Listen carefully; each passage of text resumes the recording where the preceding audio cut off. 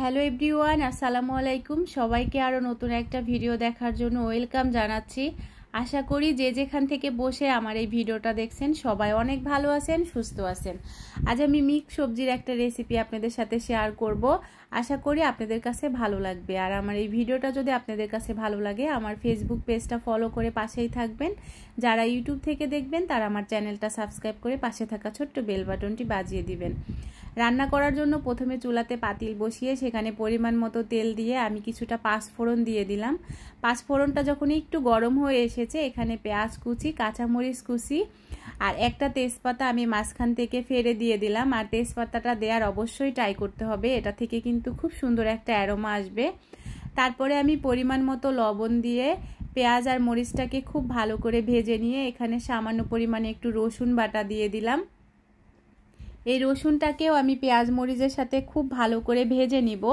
তারপরে এখানে আমি গুঁড়া মশলা দিয়ে দিচ্ছি। 1 চামচ হলুদ গুঁড়ো, 1 চামচের একটু বেশি মরিচ গুঁড়ো, আধা চামচ ধনিয়া গুঁড়ো আর জিরা গুঁড়ো আমি সম পরিমাণ দিয়ে দিলাম।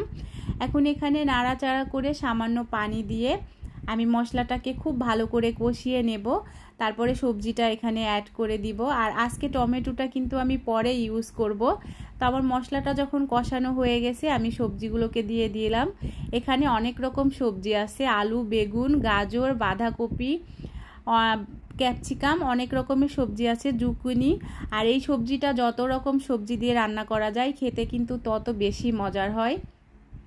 তো সবজিটা নাড়াচাড়া করে মিক্স করে নিয়ে এখানে আমি মসুরের ডাল দিয়ে দিলাম 1 কাপের মতো। মসুরের ডালটা দিয়ে খুব ভালো করে মিক্স করে সবজিটার সাথে কিছুক্ষণ কষিয়ে নেব। আর এটা কিন্তু শুধু মসুরের ডাল দিয়ে রান্না করা যাবে এমনটা না, মুগ ডাল অথবা ছোলা বুটের ডাল যে কোনো ডাল দিয়েই সবজিটা রান্না করলে অসম্ভব মজার হয়। তো মসুরের ডালটা দিয়ে আমি সবজিটাকে 3 থেকে 4 মিনিটের মতো খুব ভালো করে কষিয়ে নিয়েছি। এখন এখানে ঝোলের জন্য পরিমাণ মতো পানি দিয়ে দিচ্ছি। এখানে খুব বেশি পানি দেয়া যাবে না, যেহেতু প্রত্যেকটা সবজি সেদ্ধ হতে খুব অল্প সময় লাগে, যার জন্য এখানে আমি পরিমাণ মতো পানি দিয়ে চুলার জালটা বাড়িয়ে এটাকে ঢাকা দিয়ে বলক উঠিয়ে নিয়েছি। এখন আমি এখানে 2টা বড় বড় পাকা টমেটো অ্যাড করে দিব। আর এই কালারফুল সবজিগুলো খেতে কিন্তু অসম্ভব মজার হয়। তো টমেটোটা দিয়ে আমি নাড়াচাড়া করে মিশিয়ে এটাকে আরও 3 থেকে 4 মিনিটের মতো রান্না করব। তারপরে আমি এটাকে বাগার দিয়ে দিব। তো এটাকে আমি মিশিয়ে ঢাকা দিয়ে আরও 3-4 মিনিটের মতো রান্না করে নিয়েছি। আমার সবজিটা কিন্তু সেদ্ধ হয়ে গেছে, তবে একটা সবজিও কিন্তু গলে যায়নি, ডাল সবজি সব কিছু সেদ্ধ হয়ে গেছে। এখন আমি এটাকে নামিয়ে চুলাতে আরেকটা পাইপ্যান বসিয়ে দিলাম। বসিয়ে এখানে পরিমাণ মতো তেল দিয়ে এখানে 4টা শুকনো মরিচ দিয়ে দিলাম। আর এই শুকনো মরিচের ফ্লেভারটা কিন্তু সবজির মধ্যে অসম্ভব মজার হয়। তো শুকনো মরিচটা দিয়ে একটু নাড়াচাড়া করে ভেজে নিয়ে এখানে পেঁয়াজ কুচি আর রসুন কুচি দিয়ে দিলাম। এখন আমি শুকনো মরিচের সাথে পেঁয়াজ রসুনটাকেও খুব ভালো করে লাল লাল করে ভেজে নিয়েছি। তারপর এখানে খুব সামান্য পরিমাণ আর একটু পাঁচফোড়ন দিয়ে দিলাম, যেহেতু পাঁচফোড়নটা আমি আগেও দিয়েছি।